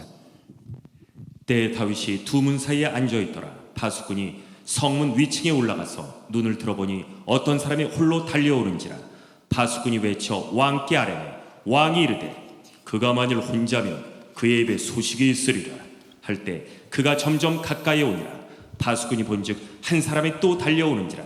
파수꾼이 문지기에게 외쳐 이르되 보라 한 사람이 또 달려온다 하니 왕이 이르되 그도 소식을 가져오느니라. 파수꾼이 이르되 내가 보기에는 앞선 사람의 다름질이 사독의 아들 아히마아스의 다름질과 같으니이다 하니 왕이 이르되 그는 좋은 사람이니 좋은 소식을 가져오느니라. 아히마아스에 대해서는 다윗은 잘 알았죠. 바로 여지껏 그 예루살렘 성에 일어난 모든 일을 내통하는 데 전달자 역할을 했었기 때문에 그래서 이 아히마아스가 달려오는 거 보면서 뭔가 좋은 소식이 있을 것이다라고 아까 좋은 소식 얘기했잖아요. 굿뉴스. 지금 굿뉴스를 지금 다윗은 이제 기다리고 있었다는 것입니다. 두 문 사이라는 것은 당시 그 마하나임 성체에는요 문이 그 성곽을 둘러싼 문이 두 개가 있었습니다. 외문이 있고 내문이 있었습니다. 성이 뭐 이렇게 내성이 있고 외성이 있었던 건 아니고 성 자체에 성이 이제 성체가 두꺼울 거 아니에요. 성벽이. 그래서 바깥문이 있고 아랫문이 있었는데 그 사이에서 지금 다윗이 서성거리고 있었던 거예요. 앉아 있었던 것입니다. 혹시나 언제 전투가 끝날까? 소식이 어떻게 될까? 굉장히 지금 마음을 졸이면서 다윗이 그것을 기다리고 있었다는 사실을 알 수가 있습니다. 근데 파수꾼이 여기서 봤더니 한 사람이 막 달려오는 거예요. 누굴까요? 맨 처음에 달려온 사람이? 여기 뭐라고 했죠? 아닌데 24절에 보면은 누비아 사람, 구스 사람이 먼저 달려오고요. 또 두 번째 봤더니 또 한 명이 막 달려오는데 그 사람이 지금 앞지른 거잖아요. 앞질렀더니 그 사람이 가까이 와서 보니까 아히마아스예요. 그래서 다윗이 이걸 보고 좋은 소식이다라고 생각한 겁니다. 아히마아스가 처음에 도착했을 때 아히마아스는 전쟁에 승리한 것을 보고하고 이때 이제 다윗이 압살롬은 어떻게 됐냐 물어봤을 때 전 모르는데요. 알면서 모른 체 했습니다. 이미 요압에 대해 이 일에서 얘기를 해줬기 때문에. 그리고 구스 사람이 도착했고 역시 전쟁에 대해서 승리를 소식을 전하고 또 압살롬에 대해서 이야기했을 때 압살롬이 결국 죽었다. 자, 그때부터 다윗이 또 이제 또 이상한 사람이 돼요. 33절. 왕의 마음이 심히 아파 위층으로 올라가서 오니라. 그가 올라갈 때 말하기를 내 아들 압살롬아, 내 아들 압살롬아, 차라리 내가 너를 대신하여 죽었더라면 압살롬 내 아들아 하였더라. 정말 다윗의 심정을 잘 표현합니다. 압살롬이 죽자 다윗은 혼자 문 위층으로 올라갑니다. 성 위층 올라가가지고 사람 없는 데서 막 이렇게 우는 거예요. 너무 통곡을 하는 거예요. 자, 이 소식이 사람들에게 퍼졌어요. 왕이 너무 승리한 것에 대해서는 언급도 안 하고 전쟁에 승리한 거 언급도 안 하고 압살롬 죽은 거에 대해서 압살롬아 하니까 옆에 사람들이 보면은 아마 다윗이 욕할 거예요. 이놈아 저놈아 압살롬아 그런 줄 알고. 그래서 이게 사람들에게 이렇게 알려지게 됩니다. 세번역으로 19장 1, 2, 3, 4절 읽어주세요. 왕이 목 놓아 울면서 압살롬의 죽음을 슬퍼하고 있다는 소문이 요압에게 전해졌다. 그래서 모든 군인에게는 그날의 승리가 슬픔으로 바뀌었다. 왕이 자기 아들 때문에 몹시 슬퍼한다는 소문이 그날 모든 군인에게 퍼졌기 때문이다. 그래서 그날 군인들은 마치 싸움터에서 도망쳐 나올 때 부끄러워서 빠져나가는 것처럼 슬며시 성 안으로 들어왔다. 그런데도 왕은 두 손으로 여전히 얼굴을 가린 채로 큰 소리로 내 아들 압살롬아, 내 아들 압살롬 하고 울부짖었다. 애들이 안 지원하셨어요? 이번에는? 지금 이 소식을 이제 바깥에서 이제 군대에서 복귀하면서 들었는데 성에 딱 들어왔더니 분위기가 싸해. 아무도 환영한 사람도 없고 분위기 자체가 보통 전쟁에서 딱 승리가 들으면은 승리의 기쁨을 맞이해야 되는데 군대 입장에서 뭐예요? 마치 자기들이 죄인이 된 거예요. 이래서는 안 되는데 그래서 슬며시 조용조용 고양이 발걸음처럼 소리도 못 내고 이 다윗 왕 때문에 슬며시 들어옵니다.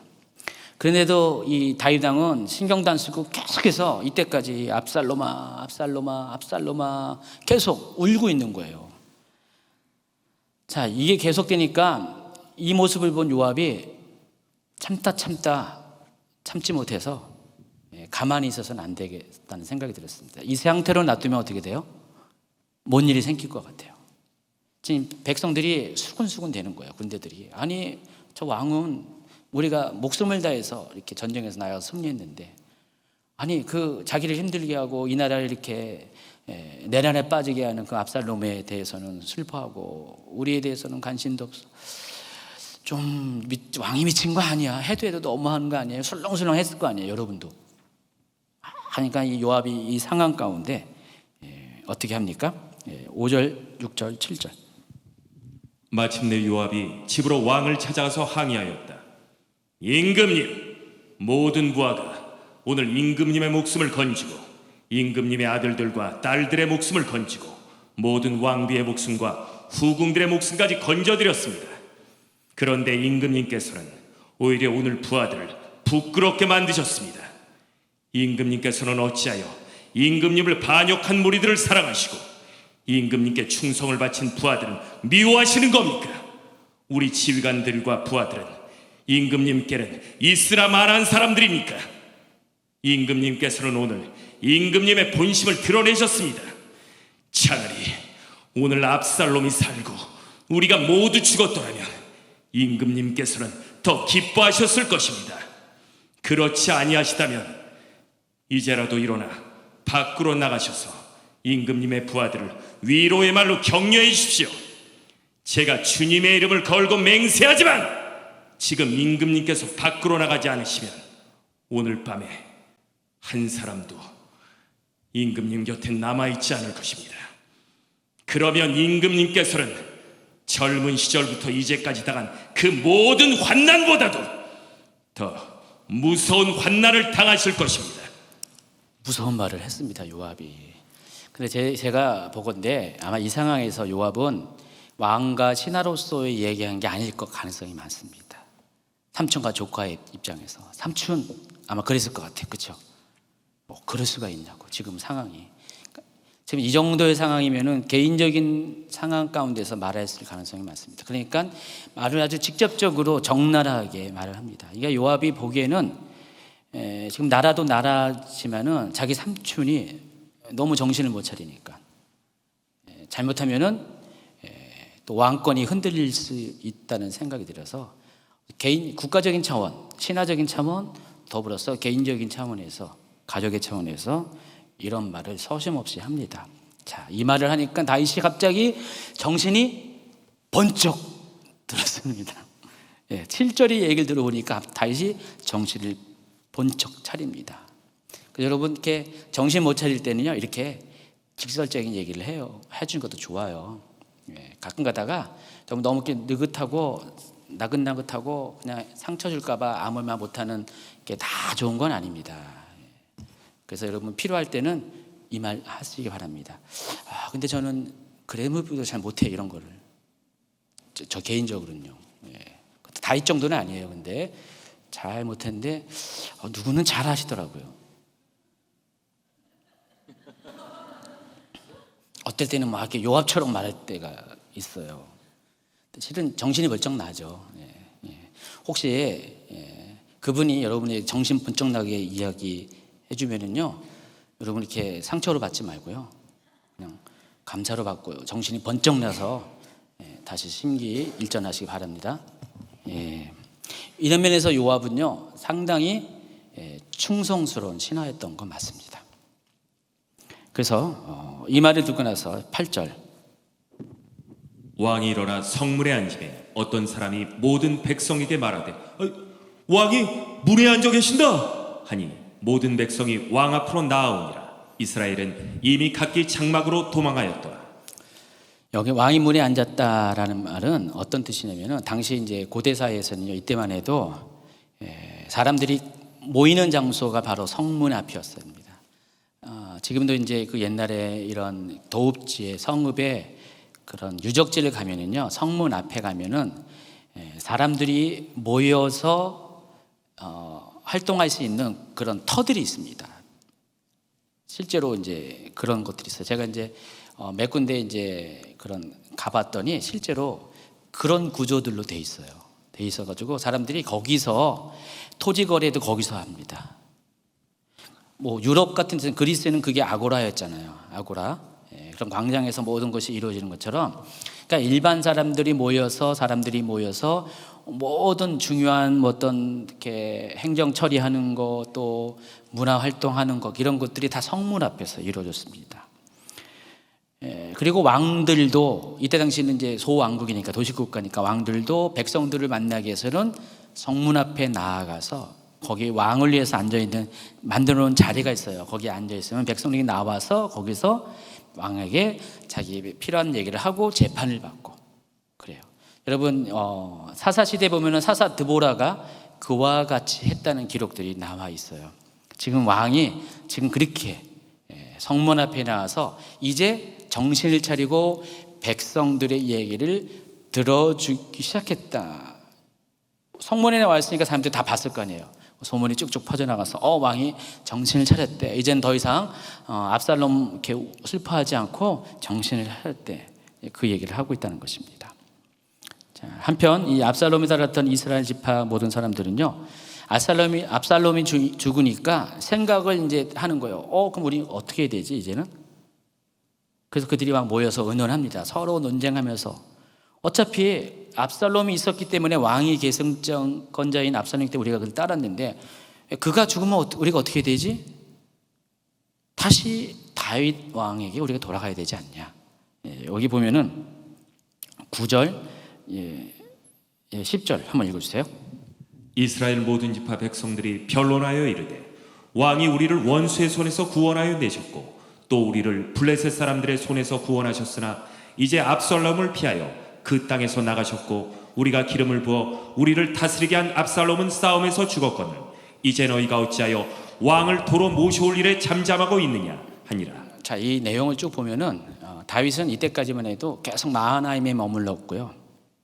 그리고 뭐 압살롬은 죽었다 할지라도 이미 반역의 무리에 선 사람들은 그 요단 서편에서 계속해서 그들에 있었던 거예요. 그러니까 지금 다윗이 예루살렘으로 돌아가고 싶어도 돌아갈 수가 없는 상황이었어요. 왜냐하면 그들이 이미 자기를 왕권을 인정하지 않았기 때문에 그들에게 다시 왕권이 인정되는 과정이 필요했다는 것입니다. 근데 그 과정 속에 자기들끼리 지금 그런 논의를 하고 있었어요. 자, 이 얘기를 다윗이 전해 듣게 됩니다. 그래서 이 들은 다윗이 사독과 아비아다를 그들에게 가게 하고요. 특별히 유다 장로들에게 파송을 해서 그렇다면은 내가 일을 할 수 없으니까 너희 유다 지파가 나하고는 막역한 사이가 아니냐, 내가 너희 지파 출신이 아니냐 하면서 유다 지파가 이 일을 나서서 이렇게 만들어줄 것을 요청을 합니다. 그 이야기가 11, 12절에 있습니다. 다윗 왕이 사독과 아비아달 두 제사장에게 소식을 전하여 이르되 너희는 유다 장로들에게 말하여 이르기를 왕의 말씀이 온 이스라엘이 왕을 왕국으로 도로 모시오자 하는 말이 왕께 들렸거늘 너희는 어찌하여 왕을 궁으로 모신 일에 나중에 되느냐. 너희는 내 형제여 내 고륙이거늘 너희는 어찌하여 왕을 도로 모셔오는 일에 나중에 되리요 하셨다 하고 너희는 또 아마사에게 이르기를. 잠깐만요. 이게 아마사 얘기할 건데 여기까지 하고 지금 이와 같이 지금 지파 간에 다윗은 경쟁심을 불러일으키고 특별히 우선권을 유다 지파에게 준다라고 말을 합니다. 자, 보면은 이 다윗도 정신을 차려보면 굉장히 전략적인 사람이라는 것을 알 수가 있습니다. 정신을 차려보니까. 그리고 나서 다윗이 그 다음번에 한 것이 아마사에게 또 연통을 보내서 아마사에게 뭐라고 말했습니까? 이제 읽어주세요. 너희는 또 아마사에게 이르기를 너는 내 고륙이 아니냐. 네가 요압을 이어서 항상 내 앞에서 지휘관이 되지 아니하면 하나님이 내게 벌 위에 벌을 내리시기를 바라노라 하셨다. 전에는 아마사가 별로 다윗에게 중요한 사람이 아니어서 조카이긴 하지만은 근데 이미 아마사가 압살롬의 군대 지휘관이 됐고 지금 현재 아마사는 압살롬은 죽었지만은 그 권위를 누리고 있었어요. 예전에 이스보시 죽은 다음에 이스보시 아주 죽기 전에 이제 아브넬이 그런 실권을 갖고 있는 것처럼 지금 압살롬은 죽었지만은 아마사가 지금 군권을 갖고 있었습니다. 그 나머지 모든 이스라엘 지파. 그래서 지금 다윗은 어떻게 하냐? 내가 요압은 자천시키고 너를 발탁할게. 지금 그 얘기를 하고 있는 거예요. 근데 다윗이 이와 같은 말을 하게 된 이유가 있습니다. 여기 보면은 요압 자신에 대한 신뢰가 이제는 더 이상 약해졌기 때문이에요. 그러니까 요압은 말씀드린 것처럼 이중성이 있어요. 한편으로는 충성스러운 신하지만 또 한편으로는 자기 권력욕이 상당히 강한 사람이고 그리고 고집이 셉니다. 자기 주관이 세다 보니까 3번에 걸쳐서 다윗을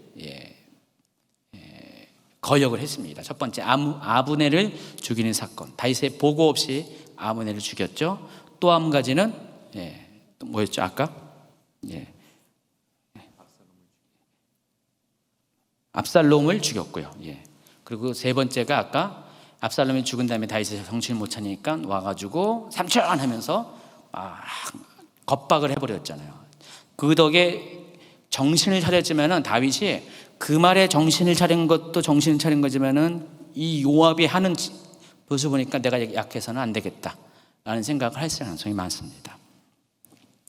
그리고 아마사를 택한 이유는 아마사를 통해서 이스라엘 사람들의 마음을 자신에게 돌아오게 하려고 하는 방법으로 이렇게 했다는 것입니다. 결국 다윗이 바라는 대로 유다 지파가 나섰고요. 다윗은 예루살렘으로 돌아오게 됩니다. 예루살렘으로 돌아오게 되니까 유다 지파가 이제 다윗을 가서 호위를 하면서 이렇게 예루살렘으로 다시 모셔오는 거예요. 아마 수만 명이 다윗에게 가서 다윗을 데리고 모시고 오겠죠. 왕의 행렬이. 그러니까 왕의 행렬이 쭉 오니까 왕의 행렬을 맞이하는 사람들이 나타납니다. 첫 번째가 시므이입니다. 근데 시므이와 또 시바가 같이 나옵니다. 이 두 사람 모두가 다 베냐민 지파 사람이었고요.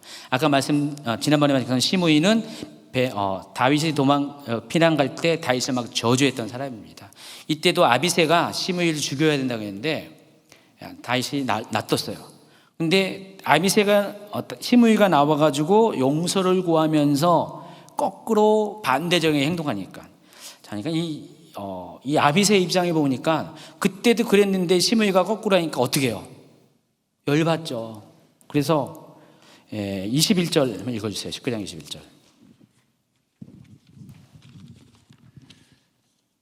수르의 아들 아비새가 대답하여 이르되 시므이가 여호와의 기름 부으신 자를 저주하였으니 그로 말미암아 죽어야 마땅하지 아니하니까 하니라. 다윗이 이르되 됐습니다.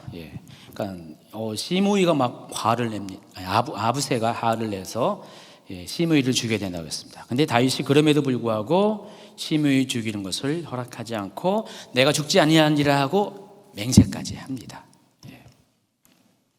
이번에는 무비보셋이 찾아옵니다. 나중에 시므이는 죽는 거 아시죠? 나중에 솔로몬 때 죽습니다. 이번에는 무비보셋이 찾아와가지고, 그러니까 무비보셋을 보니까 다윗이 좀 섭섭했어요. 내가 이렇게 갈 곳 없는 마길 집에 있는 무비보셋을 걷어서 땅도 되찾게 해주고 또 왕의 식탁에서 먹게 해서 왕자 대우를 했는데 내가 도망갈 때 나와보지도 않고 섭섭했어요. 그럴 때 무비보셋이 상황 설명을 합니다. 여차저차해서 자기가 절름발이기 때문에 잘 갈 수 없는데 그 사이에 자기 종 시바가 자기를 속이고 먼저 가가지고 자기를 모함해가지고 이렇게 되었습니다. 죄송합니다. 그렇지만은 왕이 어떻게 나를 대해든 나는 할 말 없으니까 마음대로 해 주십시오. 저는 왕이 돌아온 것 하나만 만족합니다. 땅도 그냥 시바에게 다 주십시오. 굉장히 겸손한 모습으로 나갑니다. 이때 다윗은 무비보셋에게 시바와 밭을 나눌 것을 명령합니다. 29절 37절 있고요. 이번에는 또 한 명이 나옵니다. 바르실라가 아까 다윗이 마하나임 땅에 들어갔을 때 3명이 다윗을 환영했을 때 그 중에 1명. 근데 바르실라가 이제 떠난다니까 왕을 배웅하러 나왔습니다. 다윗이 너무나 바르실라가 고마운 거예요. 아마 마하나임에 있을 때 바르실라가 계속해서 먹을 것, 쓸 것 공급해 줬을 가능성이 많습니다. 그러니까 바르실레가 너무 고마워서 다윗이 뭐라고 하면은 이제는 내가 그 은혜를 갚아야 된다. 당신이 예루살렘 성에 가서 여기 보면은 내가 당신을 공개할 것이다 라고 합니다. 바르실레가 나이가 80이었어요. 이제 거의 죽을 나이가 다 됐는데, 그래서 다윗이 그렇게 공개를 하겠다고 했더니 바르실레가 뭐라고 말했습니까? 34절, 19장 34절. 바르실레가 왕께 아뢰되 내 생명의 날이 얼마나 있사옵기에 어찌 왕과 함께 예루살렘으로 올라가리이까? 내 나이가 이제 80세라 어떻게 좋고 흉한 것을 분간할 수 있사오며 음식의 맛을 알 수 있사오리이까? 이 종이 어떻게 다시 노래하는 남자라 여인의 소리를 알아들을 수 있사오리이까? 어찌하여 종이 내 주 왕께 아직도 누를 끼치리이까? 바르실레는 이렇게 정중히 거절하고 대신 자신의 아들 김함을 다윗에게 함께 하기로 요청하고 다윗은 바르실레 대신 김함을 데리고 예루살렘으로 돌아오게 됩니다. 자, 다윗이 요단강을 건너게 되자 이스라엘의 모든 지파가 다윗을 맞이하러 나옵니다. 그럴 때 유다 지파를 보고 다른 지파들이 막 항의를 해요. 어떻게 너희들이 그럴 수가 있냐? 너희들만 쏙 가가지고 왕을 모실 수 있냐? 지금 지파들이 이렇게 지금 서로 뭐예요? 라이벌을 의식을 갖고 있어서. 근데 뒤에 보니까 유다 사람의 말이 이스라엘 사람의 말보다 더 강경하였더라. 말이 세니까 다들 잠잠히하고 끝나버립니다. 자, 19장이 이렇게 끝나요. 오늘 이제 범위가 다 끝납니다. 여러분 이 마지막 이 장면들을 보면서 뭐가 오버랩되냐면은 다윗이 피난 나갈 때 그 쫓겨나갈 때 만나는 사람들 장면, 돌아올 때도 어떻게 해요? 만나는 장면을 보이잖아요. 근데 다윗은 쫓겨나갈 때 어떻게 해요? 거기서는 뭐 여러 가지 있었지만은 또 다윗을 비난하고 다윗을 저주하는 사람도 막 있었고 막 그랬잖아요. 뭐 다윗을 도와준 사람도 있었고.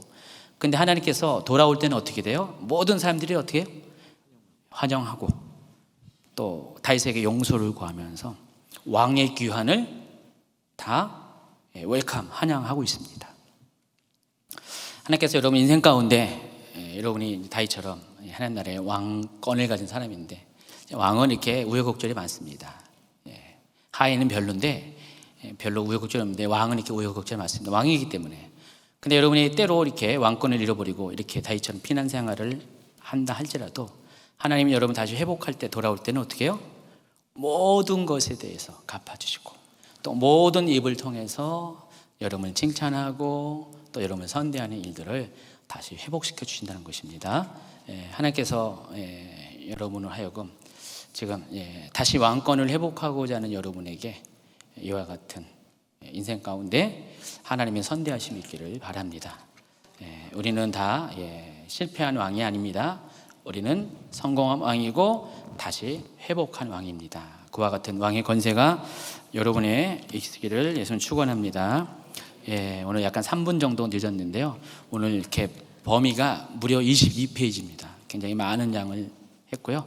다음 주 한 번 더 해서 사무엘 하를 끝내겠습니다. 그리고 나서 아마 시간 텀이 있어가지고 또 계시록 얘기를 좀 한두 주도 한 다음에 열왕기로 넘어가겠습니다.